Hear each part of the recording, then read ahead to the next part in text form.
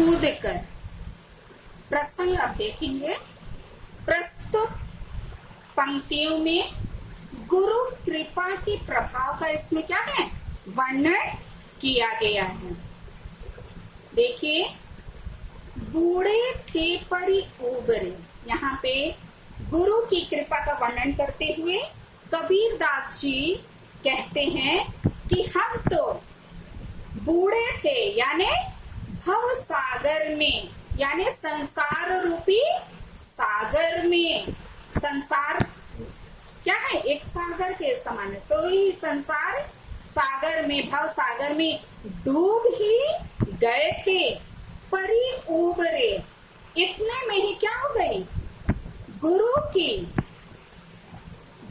की लहरी चमकी, गुरु के ज्ञान की, गुरु की ज्ञान लहर क्या हो गई, चमक उठी। और ज्ञान की उस शक्तिशाली लहर से हमें क्या हो गया, लहर ने हमें उठाकर बाहर की ओर फेंक दिया। लहर ने क्या किया, गुरु के ज्ञान की उस शक्तिशाली लहर ने हमें उठाकर बाहर की ओर फेंक दिया। बेड़ा देखिया जर्जरा, और जैसे ही हम थोड़ा उबरे, यानी उससे बाहर आए, गुरु की कृपा से हमने देख लिया कि हमारी जो नाव थी वो क्या थी, अत्यंत जर्जर थी, यानी कि एकदम टूटने ही वाली थी, उतरी पड़े फरंग की।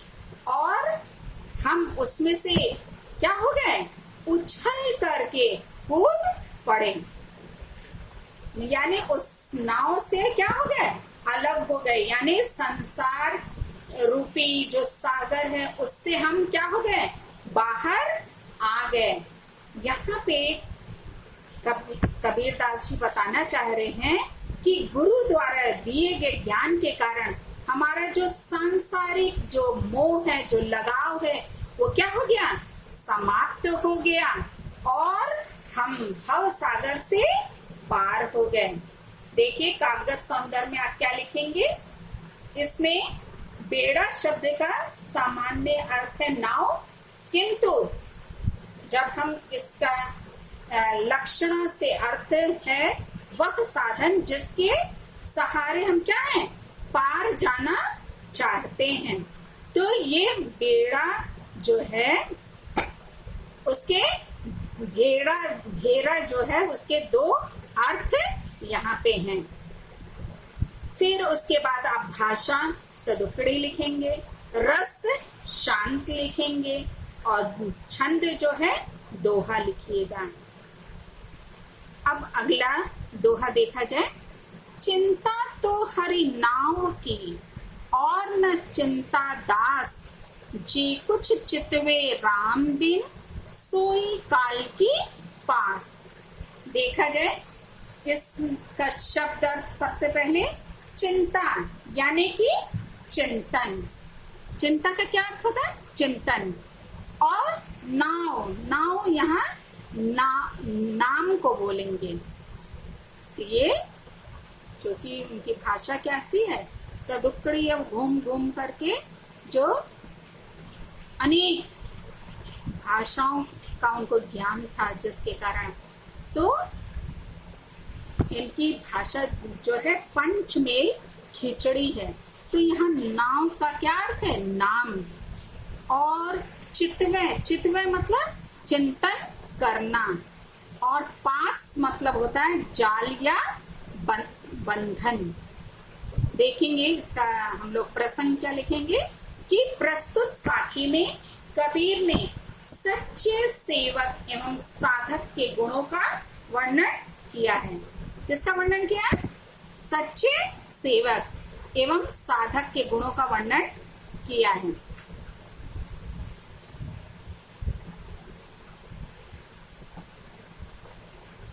चिंता तो हरि नाव की, यहाँ कबीर दास जी कह रहे हैं कि हरि के जो सच्चे भक्त हैं उनको किसकी चिंता है, हरि के सच्चे सेवक जो हैं वो ईश्वर का चिंतन करते हैं। किसका? ईश्वर का चिंतन करते हैं। और न चिंता दास, वे अन्य किसी और वस्तु की चिंता नहीं करते हैं। जे कुछ चितवे राम बिन, यहाँ कह रहे हैं वे इस बात को भली प्रकार से जानते हैं कि ईश्वर का जो है स्मरण करने के अतिरिक्त बाकी सब चिंता जो है, मतलब राम ईश्वर हैं, क्या गाते हैं, पुरुषोत्तम राम। तो राम यानी ईश्वर के बिना और जितनी कुछ भी चिंताएं हैं, सोई काल के पास वो सब क्या है, सभी काल यानी मृत्यु के समान जो है वो पास यानी बंधनकारी हैं, यानी वो हमें फंसाने वाले हैं, वो अपने फंदे में। देखिए इसमें आप ऐसे लिखिएगा कि कबीरदास जी कहते हैं कि हरि के जो सच्चे सेवक हैं वो ईश्वर का ही चिंतन करते हैं। वे अन्य किसी और वस्तु की चिंता नहीं करते हैं। वे इस बात की भी चिंता उनको वो अच्छी प्रकार से जानते हैं इस बात को कि ईश्वर का स्मरण करने के बिना, उसका चिंतन करने के बिना और सारी चिंताएं क्या हैं, व्यर्थ हैं। सोई काल के पास ये सभी चिंतन जो है कैसे हैं, मृत्यु के समान बंधनकारी हैं। इसका बच्चों आपका अगर संदर्भ लिखिएगा, भाषा सदुक्कड़ी, रस शांत और छंद दोहा लिखिएगा। नेक्स्ट देखिए, तू तो करता तू भया, तुझ में रही न हो, बारी फेरी बली गई, जित देखो तित तू। तू तू करता तू भया, मुझ में रही न हूँ। हूँ मतलब होता है अहंकार या अहम भाव। बारी फेरी मतलब जन्म मरण का जो चक्र है। बली गई यानी जल गया। जित देखो तित तू, जिधर मैं देखता हूँ उधर तू ही तू नजर आता है। इसमें प्रसंग आप क्या लिखेंगे, देखिए कि प्रस्तुत पंक्तियों में कबीर ने परमात्मा में लीन होने का परिणाम बताते हुए कहा है कि परमात्मा में लीन व्यक्ति परमात्मा का ही रूप प्राप्त कर लेता है। वो आप सब ने देखा है, जो लोग साधना करते हैं, जो ईश्वर में लीन हो जाते हैं, उन्हें और कुछ भी नजर नहीं आता है। तो यहाँ लिखा है कि हे प्रभु, तू तू करता तू भया, तू तू करते करते अब मैं तेरे ही रूप वाला हो गया हूँ, मुझ में रही ना हो। और अब मुझ में अहंकार जो है, अहम भाव जो है वो क्या हो गया है, समाप्त हो गया है। अब उसमें अहंकार नहीं रहा है, मतलब मैं प्रभु जैसा ही हो गया हूँ। परमात्मा में लीन हो जाने के कारण मेरा जितना भी अहंकार था, अहम भाव था, वो समाप्त हो गया है। बारी फेरी बली गई और परिणाम स्वरूप अब मैं क्या करता हूँ, जिधर भी मैं देखता हूँ उधर क्या है, जित देखो तित तू, जिधर मैं देखता हूँ उधर तू ही तू नजर आता है। और यहाँ लिखा है बारी तेरी बली गई, यानी जन्म मरण का जो चक्र था वो क्या हो गया है, बली गई यानी जल गया है, यानी अब वो समाप्त हो गया। अब हमें फिर से बार बार जन्म लेने और मृत्यु को प्राप्त होने की आवश्यकता नहीं है, फिर जन्म लेने की आवश्यकता नहीं है, क्योंकि अब ईश्वर की प्राप्ति हो जाने के कारण क्या हो गया है, मैं जिधर भी देखता हूँ उधर तू ही तू दिखाई देता है। अभिप्राय यह है कि प्रभु का स्मरण करते करते जो भक्त है उसमें परमात्मा का रूप उसने प्राप्त कर लिया। अब उसे संसार में चारों ओर परमात्मा के ही दर्शन होते हैं। अब इसका कागज सौंदर्य आप क्या लिखेंगे? भाषा पंचमेल खिचड़ी, और रस जो है आप भक्ति एवं शांत, और दोहा छंद लिखिएगा। नेक्स्ट देखिए, कबीर सूता क्या करे, काहे न देखे जागी, जाके संते बिछुड़िया, ताही के संग लागी। सूता मतलब होता है सोता हुआ, सूता मतलब सोता हुआ, और बिछुड़िया, बिछुड़िया मतलब अलग हो गया। इसमें प्रस्तुत साखी में कबीर ने साधक को सांसारिक मोह त्यागने की चेतावनी दी है कि तुम्हें क्या करना है, संसार से जो लगाव है, सांसारिक जो बंधन है, उसको त्यागने की आवश्यकता है। हाँ देखिए, इसमें कबीरदास जी कहते हैं कि हे जीव, तू अभी तक कैसे सूता, यानी सो रहा था, निद्रा में पड़ा हुआ था। कैसे? मोह, सांसारिक मोह निद्रा में तू पड़ा हुआ क्या करे, क्या कर रहा है? अर्थात तू मोह निद्रा में क्यों पड़ा हुआ है?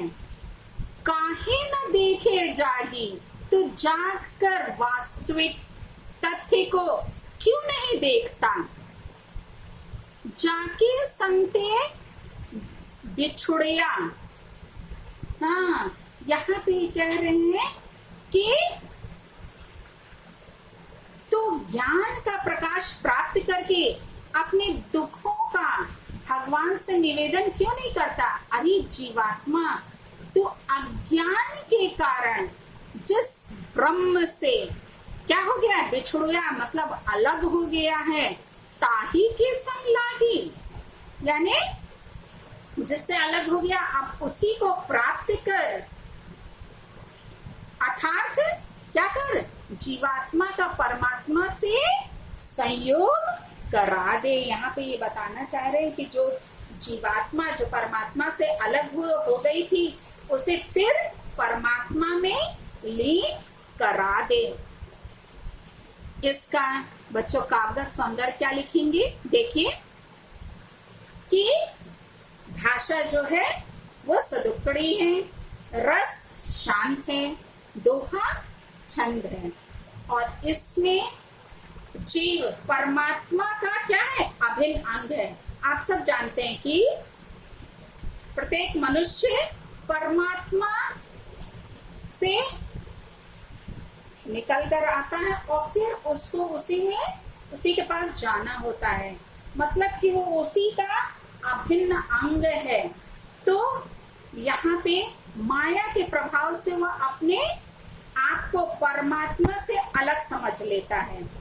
तो यहाँ पे ये बताने का प्रयास किया गया है कि आप क्या कर, जीवात्मा का परमात्मा से सहयोग करा दे, जो कि सांसारिक मोह माया के कारण वो अपने आप को अलग समझ रहा था।